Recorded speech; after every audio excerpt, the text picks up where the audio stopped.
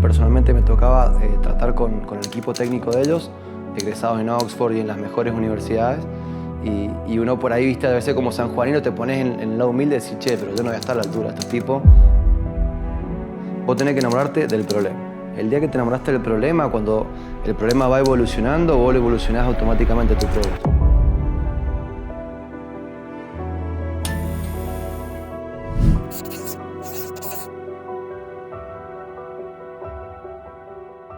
Bueno, Fran, bienvenido.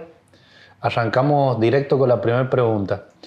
Fundaste Infocontrol en un momento en que estaba empezando la minería a ser muy importante. ¿Qué se te ocurrió en ese momento? ¿Qué vieron? ¿Vieron alguna necesidad en particular o fue surgiendo en el proceso? Mira, yo creo que tuvimos suerte o la ayuda de Dios, como lo quieras ver, pero justo una minera en ese momento se llamaba Sibelco, hoy es Calidra.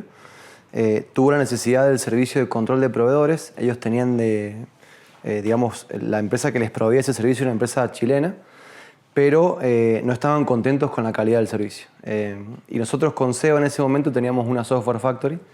Entonces cuando se nos acerca el tipo nos plantea este desafío y la primera reacción fue decirle sí, lo hacemos. No tenía idea qué nos estaba pidiendo, ni cómo se hacía, ni los precios, nada. Pero fue como, listo, nos tiremos y veamos.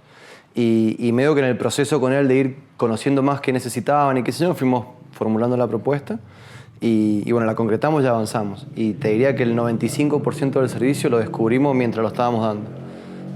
Casi que lanzamos con el 5% y después lo otro lo aprendimos en el camino. ¿Y cómo es para unos sanjuaninos esto de decir, bueno, nos largamos a una industria tan grande, tan importante, con tantos competidores? ¿Cómo se fueron asesorando y armando para salir a darlo todo en eso? Yo creo que tenés que tener un grado de inconsciencia importante. Si querés tener todo controlado, todo medido y demás, es muy difícil. Y más cuando sos chiquito y estás emprendiendo.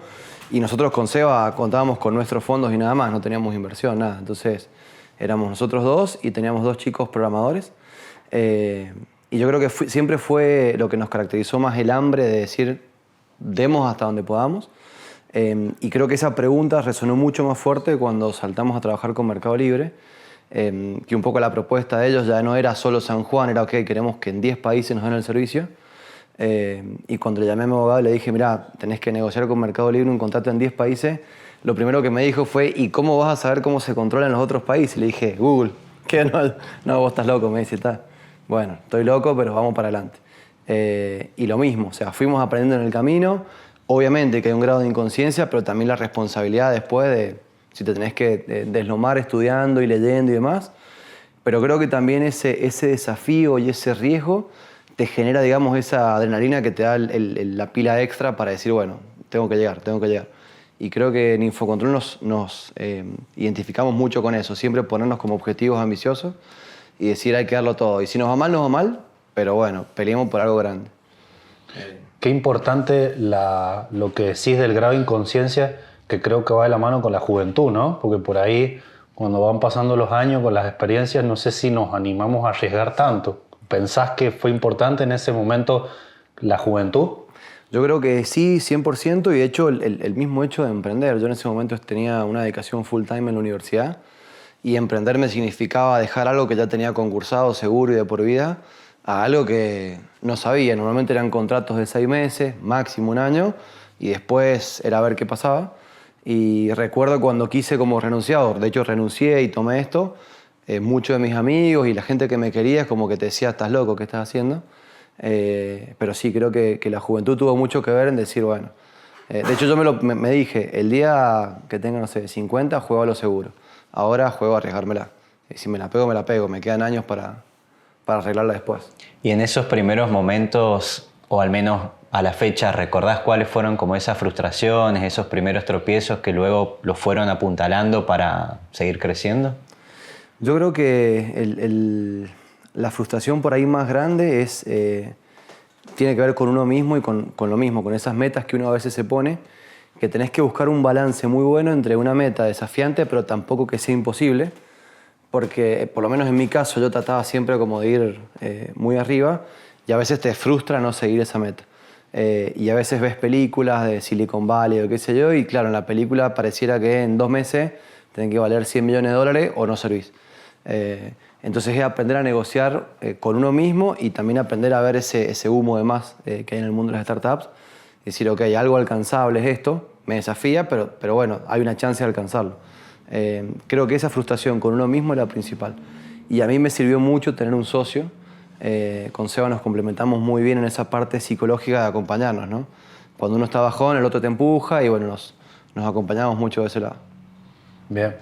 Y vendieron la empresa a una empresa de Inglaterra, con todo lo que eso significa, con estándares y procesos que tienen muy importantes, pero entiendo que fue un proceso, que empezaron a trabajar con ellos y después terminaron vendiendo, o fue que un día dijeron, bueno, listo, ahora nos preparamos para la venta y... Mira, primero el hecho de que sea de Inglaterra nos puso en jaque ahora cuando jugamos el partido, que recién les contaba que si perdíamos ese partido tenía que renunciar.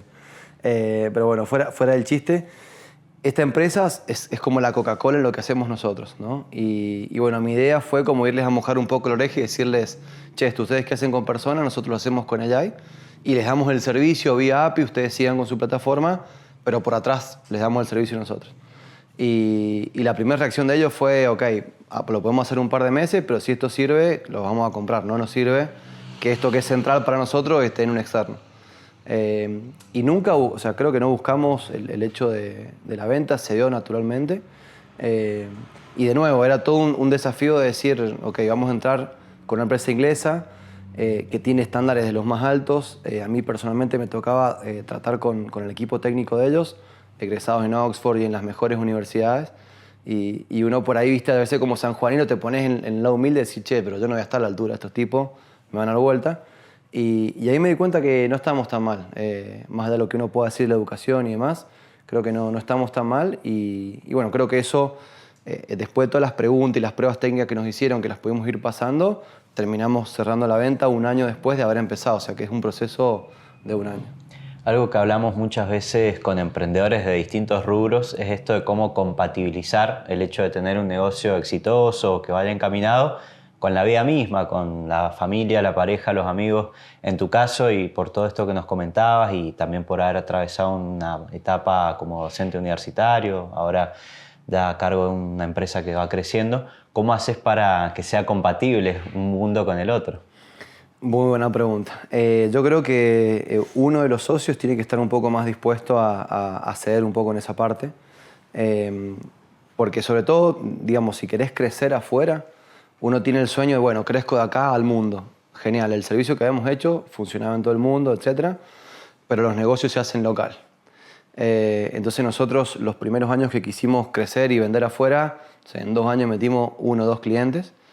Y el paso que creo que dimos grande fue haber ganado Startup Chile, que fue una aceleradora de Chile en la que ganamos un concurso y bueno, pudimos empezar con ellos. Me tuve que ir a vivir yo 6 meses allá y creo que en esos 6 meses metimos, no sé, como 10 clientes. Y me di cuenta que la empatía que se genera vendiendo localmente es otra completamente diferente a lo virtual. Entonces, en mi caso fue ceder juntadas con amigos, asados, familia, un montón de cosas que las pones en la balanza y cuesta y quizás no es para cualquiera. Yo creo que los primeros 2 o 3 meses la pasé muy mal.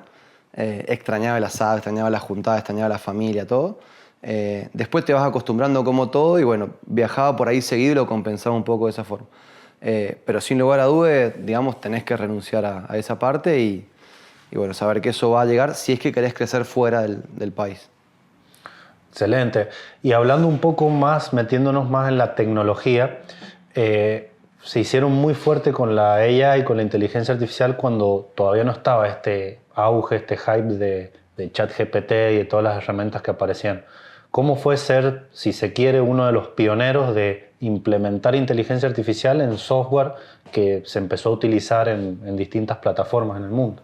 Yo creo que la clave, o por lo menos lo que siempre buscamos, más allá de la tecnología en sí, que obviamente hoy ya está muy de moda, fue cómo hacemos para tener una empresa que pueda escalar fuerte sin escalar en recursos, en personas. Eso es lo que tenemos que buscar y creo que todo emprendedor tiene que tratar de apuntar esa parte, porque si vos escalás en servicios, escalás en personas, es mucho más difícil crecer, sos mucho menos rentable y mucho menos atractivo para potenciales inversores, ¿no?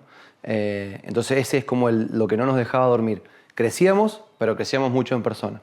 Creo que pasamos de tener 2, 3 empleados a tener 100 en cuestión de 2, 3 años. Y dijimos, con esta proyección es muy difícil, cada vez era más difícil manejar empleados y demás.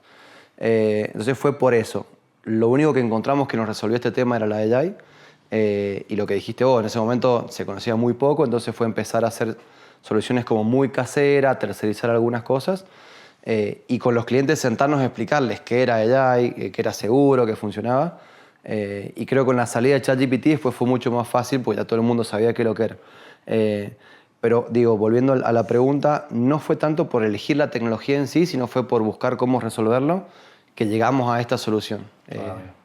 Bien, fue primero la necesidad, el propósito si se quiere, y después la tecnología y conocerla cómo funciona. Exactamente. Una de las cosas que aprendí ahí en Startup Chile, que creo que me marcó mucho, fue el emprendedor, sobre todo tecnológico, a veces se enamora del producto. Entonces le querés poner un montón de cosas y te convencés de que tu producto es el mejor. Y es el mayor error que podemos cometer. Vos tenés que enamorarte del problema. El día que te enamoraste del problema, cuando el problema va evolucionando, vos lo evolucionás automáticamente tu producto. Pero si no, lo que haces es que querés siempre ajustar ese problema al producto que tenés y fuiste. Kodak es uno de los ejemplos más grandes. O sea, Kodak pensaba que su producto de imprimir fotografías era la clave y en realidad su negocio era la industria del recuerdo. Entonces, si ellos se hubieran dado cuenta de que su negocio es el recuerdo y no el producto, bueno, hubiera sido otra la historia. Así que eso creo que es importante. A Blockbuster le pasó con Netflix también, que se lo terminó comiendo y pasan esas cosas. Y referido a esto que decías también de todas las oportunidades que nos brinda ahora la tecnología, la inteligencia artificial, ¿qué lectura hacen ustedes de cómo algunas empresas sanjuaninas ya están empezando a implementar un poco de inteligencia artificial? ¿Está bueno? ¿Todavía no hay algo tan logrado? ¿O qué ven ustedes? Mira, lo relaciono mucho con la pregunta anterior. Como hoy está de moda la AI, tratan forzadamente de meterla en cualquier cosa. Entonces, de nuevo, es poner el producto o la tecnología por encima de la necesidad. Entonces hay cosas que quizás resolvés con un Excel y con un par de macros, pero no, hagamos un sistema de AI que no sé qué, y a lo mejor estás un año para hacer el sistema con algo que resolvías en una semana. Entonces ese para mí hoy es un error que estoy viendo muy, muy frecuente. Y hay una estadística, no recuerdo el porcentaje, pero ponerle que es el 80% de las iniciativas con AI en las empresas fracasan. Y el fracaso tiene que ver con eso. No está pensado en resolver algo, sino está pensado en usar AI. Punto. Punto aparte, el otro 20% que sí se está usando, obviamente que para mí va a generar cambios grandes. Ahí el consejo más grande es hay que perderle miedo, porque yo creo que hoy no hay ningún experto en AI. Nosotros armamos un equipo específicamente de AI en España. Hemos entrevistado perfiles de todo el mundo y tienen máster en las mejores universidades y lo cierto es que experiencia tienen 0, máximo 1 o 2 años. No hay grandes expertos. Entonces, creo que el que primero se meta y vaya aprendiendo va a ganar a los que el día de mañana se formen, ¿no? Entonces, mi consejo sería meterse, intentar utilizarla siempre y cuando tenga sentido. Si no tiene sentido, no la forces. Bien. Primero ordenarse, profesionalizarse y para después no terminar digitalizando el caos que hoy se escucha mucho. Exactamente. Si no tenés claro el proceso, la vas a meter y te va a ser más complejo el proceso. Sin duda. No, y está bueno lo que decías, porque hoy en día viste que mucha gente consulta y quiere hacer un curso, quiere estudiar una carrera en AI, y lo que les decimos desde la tecnología es que en donde empezás a hacer el curso te lo termina modificando la nueva tecnología que aparece. Entonces es complejo desde ese lado. Pero creo que bueno, vos sos ideal para dar fe en esto. ¿Cómo lo aplican ustedes en Aquiles y cómo lo relacionan para la documentación en la minería? Quiero que entremos un poco ahí en ese punto. ¿Qué se siente hoy ver que uno de los principales focos económicos del país, que es la minería, está utilizando un sistema de proveedores que desarrollaron ustedes, que son fundadores? La verdad que nada, es una locura. En lo personal, obviamente, te pone muy orgulloso y muy contento que así sea. Pero siempre es como que estamos mirando, ¿y qué nos falta? ¿Y qué le metemos? ¿Y qué le agregamos? Y creo que hoy seguimos teniendo muchos desafíos para seguirle poniendo. Recién lo charlábamos. Cada vez más hay más fuentes o más datos de información en Internet. Y creo que hoy el desafío que tenemos es tratar de evitar la fricción con el proveedor de que tenga que subir documentos o que tenga que hacer prácticamente ninguna acción, sino poder utilizar diferentes capas o arquitecturas de AI que te tomen estos datos, te los validen, te los ordenen y podamos, como digo, evitar esa fricción con el usuario. Creo que va por ahí, digamos, por lo menos el futuro de lo que hacemos nosotros. Y después, en general, la AI y la minería, hoy creo que estamos en una etapa donde la parte más importante es lo que dijimos, definir proceso y armar buenos datasets. Vos teniendo un buen dataset o un conjunto de datos, por decirlo de otra forma, bien depurado y bien preparado, hoy vas a usar cloud, mañana puedes usar otro modelo, etc. Pero digamos, el valor tuyo, el capital tuyo está puesto en ese dataset. El modelo es una consecuencia de usarlo y, como digo, hoy va a ser uno, mañana va a ser otro y pasado otro.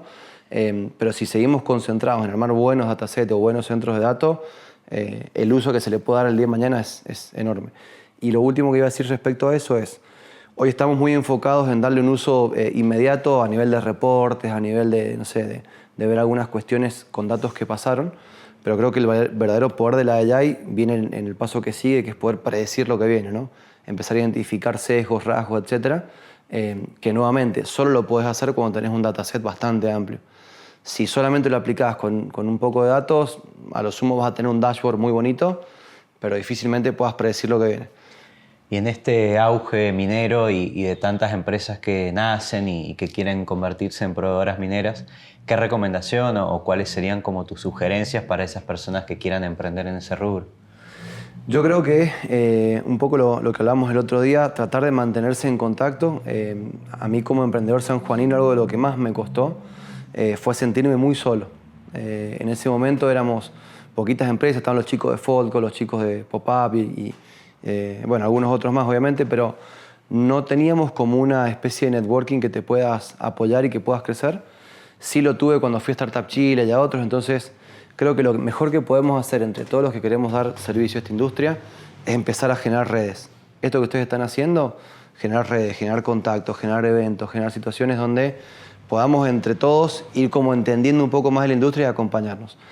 Hay que entender que van a venir muchas empresas de afuera contra los que no vamos a poder competir y lo mejor que podemos hacer, como digo, es identificar el problema, entender cómo puedo ser un proveedor local de ese problema y hacer alguna alianza con algún externo que me permita, como digo, cumplir con ciertos estándares grandes. Y después lo otro es, se están empezando a formar algunas empresas que la idea es poder ayudar en este soft landing de entro al mundo minero, esto, ¿qué tengo que hacer? ¿Cómo me certifico? ¿Qué pasos tengo que tener? ¿Qué normas tengo que tener aprobadas? ¿Con quién me tengo que contactar? Etcétera. Hay una empresa creo que da un curso ahora este viernes y bueno, algunas más que van a salir. Yo creo que es un buen paso para el que quiera emprender contratar estos servicios porque te va a ahorrar mucho tiempo de vos tenerle que dedicar. Yo buscaría eso, buscaría ayuda profesional para poderme meter lo más rápido posible. Perfecto. Bueno, y volviendo a la venta de la empresa, ¿cómo fue el momento en el que firmaron y que dijiste, bueno, listo, ya está, vendimos? ¿Qué sentiste? ¿Alivio? ¿Sentiste miedo? Viste que hay, bueno, algunas empresas con las que le ha ido mal de esto. Y bueno, entonces por ahí creo que hay un conjunto de sensaciones encontradas que bueno, no debe ser fácil en ese momento. Es muy difícil porque uno inevitablemente es un ser humano y mezclas sentimientos con objetividad. Entonces, para el emprendedor, su empresa termina siendo su hijo, ¿no? Y los colaboradores también casi que parte de tu familia. Entonces, digamos, hay como una mezcla de sensaciones ahí de decir, bueno, está la parte económica, que está muy linda, pero también está la parte personal de decir, bueno, digamos, ¿qué significa venderla? Ya dejo de tomar decisiones. El equipo a lo mejor que a mí me tocó reunir, ya no decido más sobre ese equipo, quién se queda y quién se va. Son muchas cosas que fue duro. En el momento de firmar, yo creo que otra vez atacó la inconsciencia de decir nos arriesguemos porque está bueno, pero no terminás de entender dónde estás parado. Quizás hoy, un año después, estoy como empezando a relajarme un poquito. Decir, bueno, che, vendimos, estuvo bueno haber cerrado un hito y poder como capitalizar de alguna forma todo ese esfuerzo. Porque a veces, como vos decías, a veces te esforzás un montón y quizás por H o por B la empresa se va a pique y medio que perdiste como emprendedor ese esfuerzo. Entonces, para nosotros era como, bueno, aseguramos al menos algo de ese esfuerzo y también te da la fuerza de seguir pensando en lo que viene, ¿no? Decir, bueno, ok, la empresa no soy yo, no es mi vida, no se acabó mi vida con un proyecto. Ese proyecto terminó de esta forma, ahora me tengo que poner la cabeza en otra cosa y empezar de nuevo y como emprendedor creo que eso también te renueva las ganas, renueva un montón de cosas.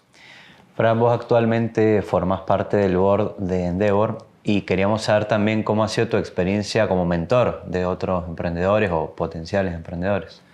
Mira, la experiencia, primero, como digo, fuimos parte de Endeavor en su momento y también parte de Startup Chile, y noté mucha gente que tenía puestos muy importantes y que realmente tenía cosas muy importantes que hacer, que nos dedicó tiempo y nos ayudó. Y un poco el mensaje que me transmitieron es: nosotros lo hacemos porque creemos, digamos, en que apoyar y ayudar a otros sirve para hacer crecer el ecosistema, pero el compromiso está que el día de mañana, si vos pudiste crecer, tenés que hacer lo mismo con el que viene. Entonces, ese es un poco el compromiso que se va generando y por lo cual estoy ahí. Y creo que este tipo de redes, como digo, es muy buena porque por ahí el emprendedor tiene que tomar ciertas decisiones, tiene poca información y escuchar a alguien que ya por lo menos cursó un camino y te puede decir, mira, por lo menos por acá no. Si tenés 10 alternativas, te diría estas 5, ¿no? Porque elegí entre las otras 5, tenés menos margen a equivocarte. Y sobre todo, como digo, a no sentirte solo. Creo que a mí me ayudó mucho eso, ¿no? El hecho de que alguien se preocupe por vos, de que te pregunte, de que te dé una mano, significa que no estás solo y que bueno, que de alguna forma, digamos, somos todos parte de un sistema. Bien, ¿y recomendás esto de, bueno, de asociarse, de generar estos espacios y que los emprendedores se vayan formando junto a otros que ya tienen más experiencia? ¿Y qué es lo que no recomendarías o qué cuidados tiene que tener un emprendedor? ¿A qué le tiene que tener miedo realmente? Contar un poco por ahí de las malas, las que nadie ve. Que las Yo viste creo, vos. te tiro dos, hay muchas. Hemos cometido más errores que aciertos, creo. Pero hay dos cosas que para mí son importantes. Una es esto, el aislarte por miedo a que me copien la idea o por miedo a que no voy a revelar información que es muy secreta. No hay que sentirse tan especial en el mundo. Y lo que hablábamos recién antes de empezar es, si la idea me la copiaron fácil, es que tampoco era tan buena idea. Entonces, algo que aprendí es perder el miedo a compartir lo que te pasa, lo que haces y demás, y ahorita escuchar. O sea, no te quedes encerrado en tu mundo, porque eso es lo peor que te puede pasar. Te vas a quedar lejos de los clientes, lejos de los contactos, y no creces. Y lo otro es, si ves que empezás a crecer y empezás a tomar como relevancia, y están tus objetivos el día de mañana, levantar inversión o vender, preparar la estructura de la compañía con tiempo. Y con tiempo me refiero a no menos de 2-3 años antes de la venta. Nosotros la venta, como digo, nos surgió ahí de golpe, no pudimos preparar la estructura como correspondía y la cantidad de impuestos que pagás es abismal. Entonces la otra forma, vos podés estructurar, optimizás legalmente o fiscalmente las cosas y bueno, tenés otro rédito el día de mañana que recibís inversión o que vendes. Pero nosotros, como digo, nos dimos cuenta tarde. El mejor consejo que les puedo dar es: hay que invertir un poquito de dinero en eso. Nadie lo quiere hacer porque no es que te haga un retorno rápido, pero a la larga lo vas a ver. La última, Fran, pensando en lo que se viene a futuro, ¿cuáles son los próximos objetivos? Objetivo mío personal, yo creo que estoy aprendiendo mucho en una multinacional. Es muy difícil pasar de una startup a una multinacional. Va todo a otro ritmo. Yo a veces me quiero agarrar piña con la mitad de la gente que trabaja en la compañía. Pero bueno, es ir acomodándose a ese ritmo. Estoy, como digo, aprendiendo mucho, viajando mucho. Me toca, como yo soy de Inglaterra, me toca mucho viajar a Europa. Ahora me toca viajar a Mumbai, a países que no pensé en la vida que iba a conocer. Y siento que estoy haciendo como una especie de MBA acelerado. Y voy a estar en esta compañía, estoy hasta que ellos hagan un exit que tienen planificado para fines del año que viene. Y a partir de ahí emprender de nuevo. En el medio y en forma paralela, ayudar a todos los emprendedores que pueda ayudar. Creo que en lo personal me gusta mucho, me sirve mucho y bueno, ojalá que lo pueda hacer, digamos. Buenísimo. Bueno, muchas gracias, Fran. Gracias a ustedes por el espacio.